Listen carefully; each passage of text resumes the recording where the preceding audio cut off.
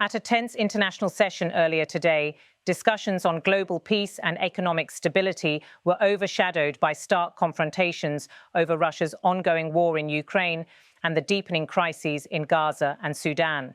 The session, co-hosted by Foreign Minister Lyola and attended by senior diplomats from across the globe, opened with visible tension. As the debate began, the Russian representative abruptly left his seat, an act that drew sharp rebuke. Speaking firmly, a senior UK representative declared, "It is an unprovoked war of aggression that is not just a disgraceful assault on Ukraine's security and resilience.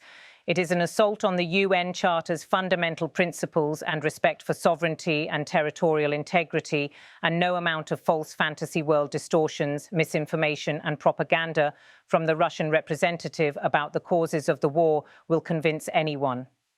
The diplomat added a direct condemnation, saying, "I say to the Russian Federation, your actions are clear for all to see, attacking not just the courageous country of Ukraine, but the UN Charter's fundamental principles. It will not succeed. The United Kingdom, alongside countries across the world, will continue to stand in solidarity with Ukraine." The British envoy went further, linking the defence of Ukraine to broader efforts for global peace. "We will support, and the whole of the G20 should support, the peace where it is so desperately needed in Sudan and in Gaza." This week, the UK has made the historic decision to recognise the state of Palestine to keep alive a two-state solution. But it must be a spur, not a substitute for much-needed ceasefire, a release of the hostages and desperately needed humanitarian aid. Addressing the room, another speaker emphasised that Russia's war was now in its third year, calling it an attack against the core principles of the UN Charter. Russia must stop its aggression immediately and engage in serious and meaningful negotiations. But the speaker lamented that, unfortunately, we still hear in this room false narrative and misrepresentations. Highlighting the wider consequences of conflicts, the official stressed, "We in this room all know that conflict eats away at economic growth. Conflict eats away at sustainable development. It leaves the most vulnerable behind, and it puts the achievement of the Sustainable Development Goals even further out of reach." He urged a united approach to peace building, saying, "Peace calls on all of us to play our part, combining both reassurance and deterrence and in contributing to economic development. It is a collective commitment to ensure no potential aggressor thinks the pursuit of conflict is worth the risk." The official also underscored the toll of ongoing wars on global economies, particularly in less wealthy regions. The costs, especially to the global south in terms of energy, food and fertilizer security, were starkly demonstrated by ongoing conflicts, particularly in Ukraine and Gaza. A representative from another delegation cautioned that the way forward must be based on dialogue and diplomacy. He observed, "Apart from jeopardizing supplies and logistics, access and costs themselves became pressure points on nations." Double standards are clearly in evidence. The delegate noted that the world could not secure peace by worsening economic hardships. Peace can certainly enable development, but by threatening development, we cannot facilitate peace. Making energy and other essentials more uncertain in an economically fragile situation helps no one. Therefore, the way out is to move the needle towards dialogue and diplomacy, not in the opposite direction towards further complications. Canada's representative expressed gratitude to South Africa's Foreign Minister Lamola for leading the G20 session and reaffirmed a vision for peace in Ukraine. This peace has to uphold Ukraine's sovereignty, protect human rights, and reflect the will of the Ukrainian people. We have to collectively call on Russia to end its absolutely unjustifiable and illegal invasion of Ukraine. Turning to the Middle East, the Canadian envoy highlighted ongoing support for Palestinian governance. "Canada is going to increase our efforts to support strong democratic governance in Palestine, and we are in regular contact with the Palestinian Authority to ensure that it will make good on the promises set forth in the Abbas letter. And with such important focus as peace and sustainable economic development, the Canadian official drew a direct connection between conflict and instability. Economic development is not sustainable without peace, and Russia's war against Ukraine and the conflict in Gaza remain primary drivers of global instability." He further accused Moscow of undermining international systems.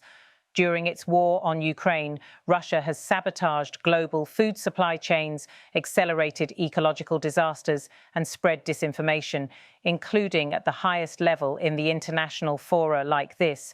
The plea concluded with a call for global solidarity, so long as there are no signs that Russia's goal of subjugating Ukraine has changed. I ask you to help build international pressure on Russia to stop killing and engage in meaningful negotiations. In a significant moment during the session, another delegation emphasized a pivot for the G20 back to its foundational priorities, signaling frustration with what they viewed as distractions from the group's economic mission. The representative stated, "We will re-enter the G20 on its core economic mission. We will not spend hours debating out-of-touch social initiatives disconnected from growth and stability. Instead, we will concentrate on priorities that directly strengthen our economies and benefit our citizens. In other words, no diversity, equity, and inclusion or gender-responsive budgeting." The remark highlighted the divide among G20 members over balancing social issues with economic objectives. The day's discussions revealed the pressing need for consensus in addressing global crises. The debates were not merely procedural, but highlighted the profound human and economic costs of ongoing conflicts. The opening moments, marked by the Russian delegate's departure, symbolized the persistent rifts that have made meaningful progress difficult. Yet, the determined statements from a range of countries underscored a shared desire to uphold the principles of the UN Charter and to pursue diplomacy over division. Leaders stressed that the path to lasting peace cannot be separated from respect for sovereignty, territorial integrity, and the economic stability of vulnerable nations. Across the speeches, the call was consistent. Conflicts in Ukraine, Gaza, and Sudan must be resolved through dialogue, negotiations, and the reinforcement of international law. Defense of international principles.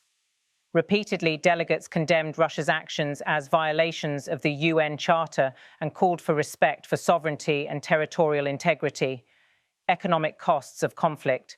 Speakers highlighted how war damages global food and energy security, particularly harming vulnerable countries in the global south. Peace as a prerequisite for development. Leaders stressed that without stability, sustainable economic growth and achievement of global development goals remain out of reach. Diplomacy over division. While some differences in approach were apparent, such as over the scope of G20's mission, there was broad agreement that dialogue and negotiations, rather than militarization and propaganda, were key to resolving conflicts. The session closed without concrete resolutions, but left a strong impression of the urgency with which the world's leading economies must act. The UK's decision to recognise the state of Palestine and the calls to end hostilities in both Ukraine and Gaza reflected a growing recognition that peace in one region cannot be isolated from stability everywhere. In the words of one envoy, peace calls on all of us to play our part, combining both reassurance and deterrence, and in contributing to economic development. It is a collective commitment to ensure no potential aggressor thinks the pursuit of conflict is worth the risk. This sentiment captured the challenge facing the global community: to align national interests with international cooperation, to prioritize peace as the foundation of prosperity, and to resist the forces that seek to divide rather than unite.